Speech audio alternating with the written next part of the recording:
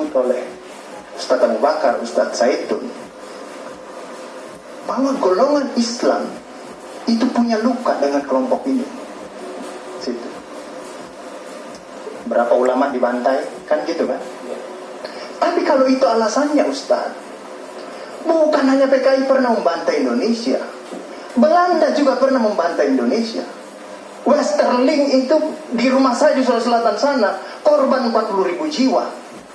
Tapi apakah kemudian luka itu kita pelihara sehingga kita tidak mau jalan-jalan ke Belanda sana? Tidak juga, Ustaz. Itu. Orang apa kejamnya lagi Jepang dengan rumus, bukan hanya mengganti ideologi, negara ini mau diambil alih semua. Tapi kemudian kita tidak ada masalah. Mungkin kita sebagai Islam, karena Islam kita ini rahmatan lil alamin. Mungkin karena kita ini bangsa Indonesia, bukan bangsa yang pendendam.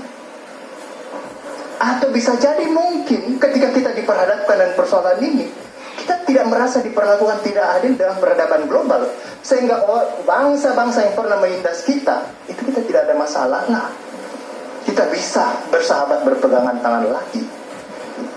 Sampai saya hitung, sampai 2014, coba Pak Karni buka file-filenya ILC itu 2016 ke bawah, pernah tidak ada perdebatan yang Pak Karni angkat, perdebatan ketegangan antara kelompok Islam dan kelompok-kelompok nasionalis. Bisa dibuka di situ. Tapi setelah itu banyak sekali filenya, saya hitung.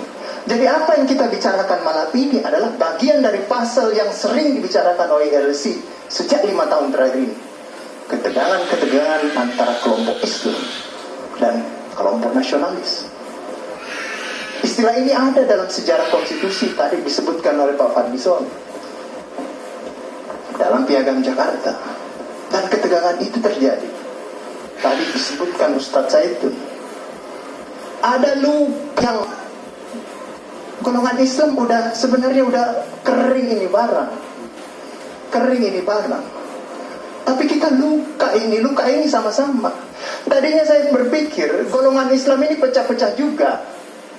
Tapi baru di isu ini ternyata saya mengambil kesimpulan semua golongan Islam itu bersatu ketika dia berbicara dengan luka lamanya di situ. Tidak ada lagi perbedaan. Jadi saya mulai membagi kelompok Islam ini.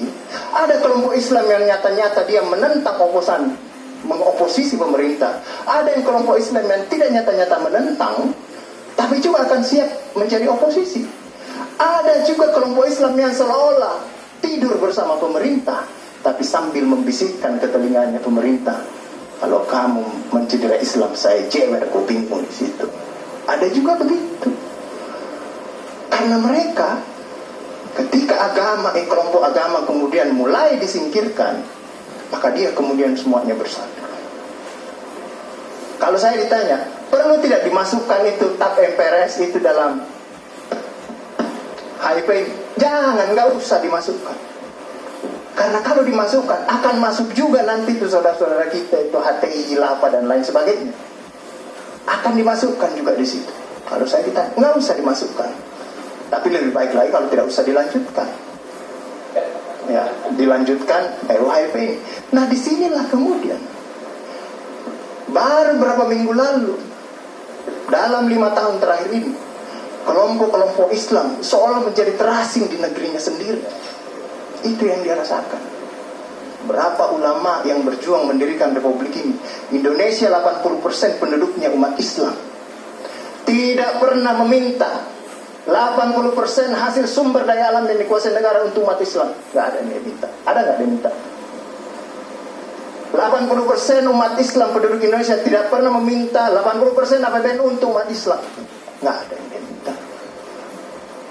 Sederhana permintaan umat Islam. Dia mau berdialog sama Tuhannya. Dia mau mengingatkan umatnya akan kebaikan. Yang tidak hanya mengajarkan doa makan dan doa minum, tapi juga cara memilih pemimpin.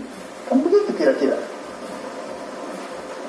Nah, inilah ketegangan-ketegangan. Ketika agamanya dinistakan, kok susah sekali ini membawa ke proses hukum. Muncullah demo berjilid-jilid, yang kemudian berujung ulamanya tidak bisa pulang.